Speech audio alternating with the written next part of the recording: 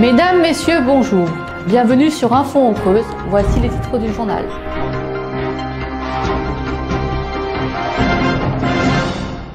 Bonjour et bienvenue à tous. Avant de démarrer ce journal, un meurtre a eu lieu dans la Creuse. C'est dans le village de Masgo. Mais qui a tué la lavandière Lave-Tout? C'est une enquête policière du 19e siècle.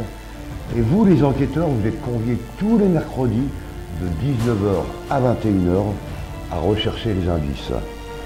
Renseignements au 05 55 66 98 88, c'est à l'office de tourisme du village de Masgo. Rendez-vous tous les mercredis de 19h à 21h.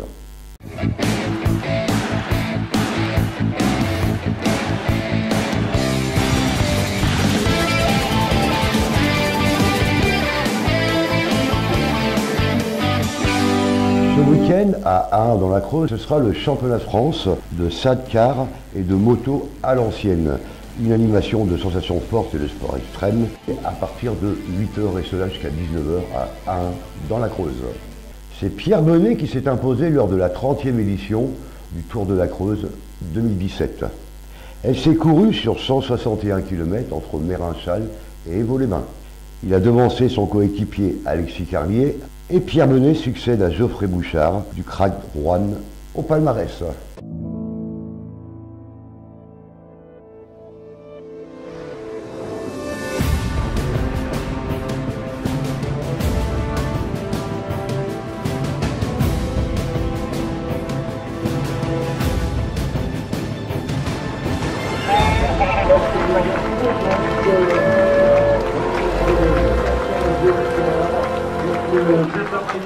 Le Tour de la Creuse, c'est une belle course qui a permis à de nombreux coureurs venus de toute la France de découvrir ces magnifiques paysages traversés durant la course.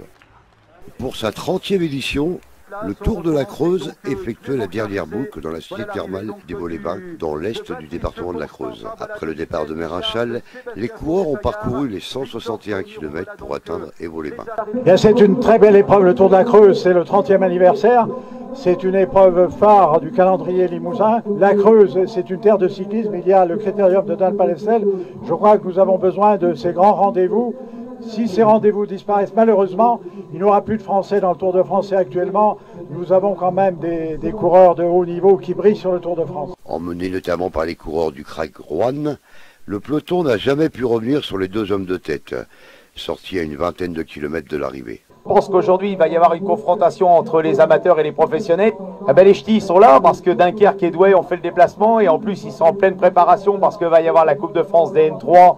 La finale sera au mi-septembre et donc il y a toujours une activité à garder parce que les courses du mois de juillet et les courses du mois d'août sont toujours, je dirais, intéressantes pour préparer la fin de saison. Partis de Mérinchal dans la Creuse, les 139 coureurs ont parcouru les routes de ce beau département.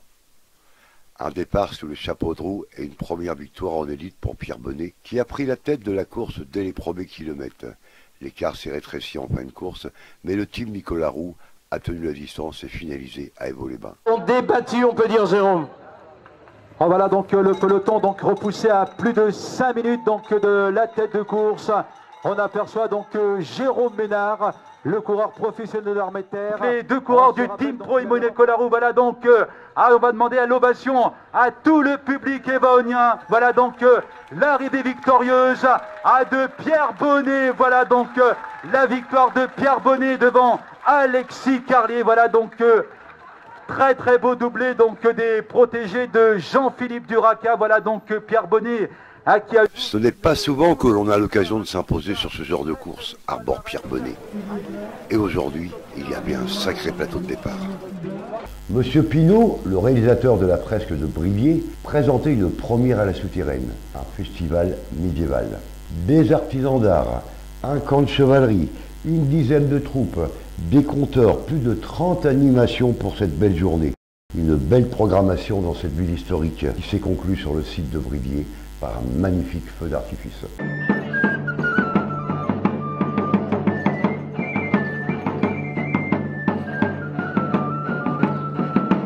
Si en 1017, la ville de la Souterraine n'existait pas encore, si ce n'est qu'au travers de quelques huttes et d'un mausolée gallo-romain, Elle est aujourd'hui, en 2017, résolument tournée vers l'avenir dans une réelle dynamique de développement démographique, économique, touristique, culturel et sportif.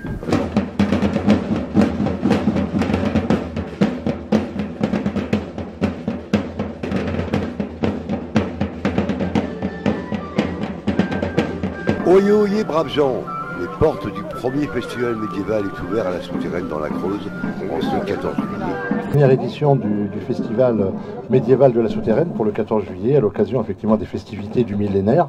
Et je crois que c'est voilà, un premier rendez-vous qui est déjà réussi depuis ce matin, qui va se prolonger tout au long de la journée, avec effectivement plus de 30 animations et spectacles sur toute la journée, une douzaine de compagnies professionnelles, des artisans d'art comme on en a autour de nous. Je crois que voilà, c'est une première édition, c'est un coup d'essai, comme on dit, qu'on est en train de transformer. Beaucoup de visiteurs ce matin, on en attend beaucoup cet après-midi aussi. Avec le festival médiéval, nous avons décidé de mettre l'accent sur la convivialité, le partage et le goût pour la fête en proposant pour toute la famille une fabuleuse journée d'animation. Spectacles, ateliers, campements médiévaux et autres tavernes, sans oublier le marché d'artisans d'art et d'autres poids. C'était un premier essai sur ce cœur de ville historique dans le cadre des festivités du millénaire qui se déroulent tout au long de l'année. Un magnifique festival médiéval, des artisans d'art, un camp de chevalerie, une dizaine de troupes et de compteurs, plus de 30 animations lors de ce premier coup d'essai, qui sera sans doute au regard de l'affluence reconduit l'an prochain. On va réfléchir effectivement dans l'avenir. Est-ce qu'on refait toujours ce festival médiéval? Est-ce qu'on le fait sur une journée, 2 journées? Je crois qu'effectivement, il fallait déjà réussir cette première journée avant d'imaginer un dispositif plus important. Voilà, alors effectivement, on est sur une journée complète, puisque à 19h, le festival s'arrête, mais ensuite, tout le monde se dirige sur le site de Bridier et le feu d'artifice du millénaire qui sera tiré ce soir à partir de 23h, donc sur le site médiéval. Là aussi, c'est presque 1000 ans d'histoire, 1000 ans d'occupation d'un site à proximité de la Souterraine, donc le grand feu d'artifice du millénaire ce soir à partir de 23h.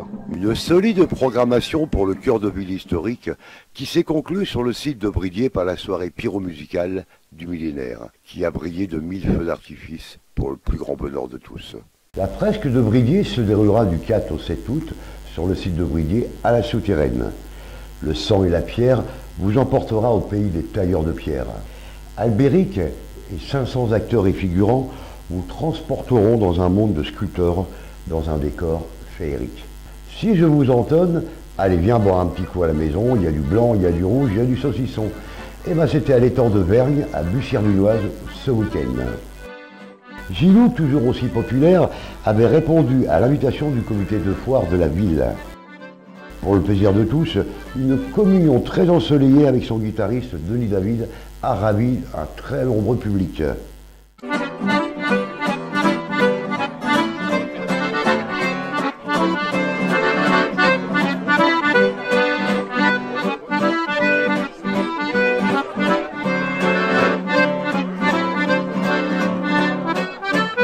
Allez, viens boire un petit coup à l'étang de Vergne à Bussière-Dunoise.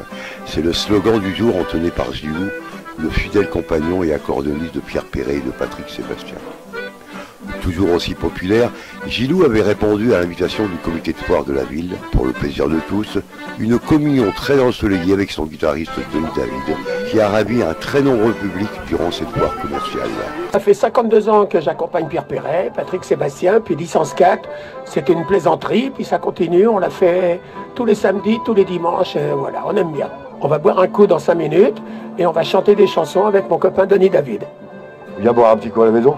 Entre autres et plein d'autres. Des standards du musette, quelques succès de variétés françaises, etc., etc. Des chansons populaires. Des promenades en calèche, une magnifique brocante et des animations. Encore une belle journée de festivités pour l'équipe de Bussière. Alors aujourd'hui, il se passe la 29e foire commerciale sur l'étang de Bussière-Dunoise.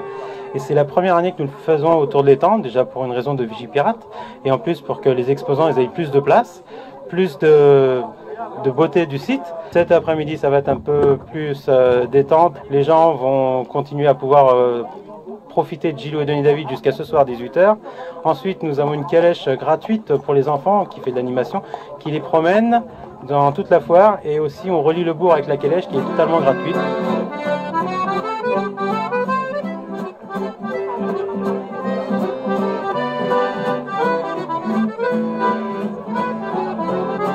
C'est la foire commerciale de Bussière-du-Noise, comme tous les ans, début juillet. Plein d'animations et puis plein de commerçants. Il y a un vide-grenier autour de l'étang, voilà, et c'est parti pour une grande journée.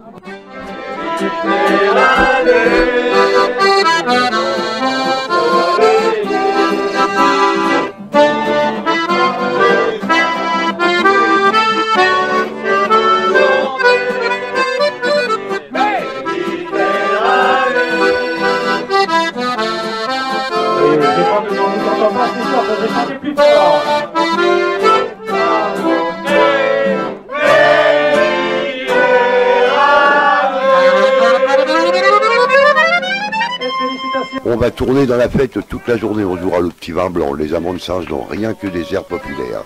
Une certitude, les coups d'accordéon de Gilou, on peut s'en payer toute la journée, on n'a jamais mal à la tête le lendemain.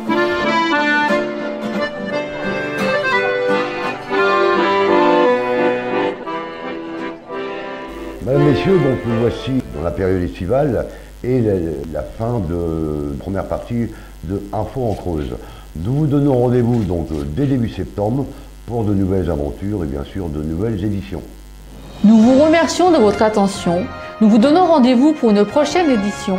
Et n'oubliez pas de cliquer sur le j'aime notre page Facebook et YouTube Info en Creuse.